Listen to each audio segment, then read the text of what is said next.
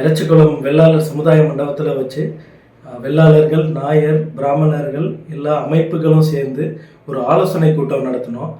10% இடஒதுக்கீடு மத்திய அரசு அமல்படுத்தி மத்திய அரசு இம்ப்ளிமெண்ட் பண்ணிட்டாங்க. அதனால நம்ம மாவட்டத்தில் சுமார் 750 பேர் ஓசி கேட்டகரியில் வர நாயர் சமுதாயம், நஞ்சல் நாட்டு வெள்ளாளர் சமுதாயத்தில் உள்ள எக்கனாமிக்கலி வீக்கர் செக்ஷன் நலிவடைந்த குடும்பங்களுக்கு ஒரு 750 பேர் இதனால் பயன்பட்டுருக்காங்க. எங்களோட நோக்கம் அடுத்து இதை தமிழக அரசு கண்டிப்பாக இதை அமல்படுத்த வேண்டும். ஏன்னா நிறைய ஸ்டேட்டில் மாநில அரசு இடபிள்யூஎஸ் இம்ப்ளிமெண்ட் பண்ணிட்டாங்க. தமிழக அரசு மட்டும்தான் இன்னும் இம்ப்ளிமெண்ட் பண்ணாமல் வச்சுருக்காங்க. எங்கள் மாநாடோட கோரிக்கையே தமிழக அரசு எங்கள் கோரிக்கையை ஏற்று இந்த 10% இடஒதுக்கீடு இடபிள்யூஎஸ் ஸ்கீமை ஸ்டேட் கவர்மெண்ட் இதை இம்ப்ளிமெண்ட் பண்ணணும். இது சார்பாக நாங்கள் மாநாடு நடத்த போகிறோம்.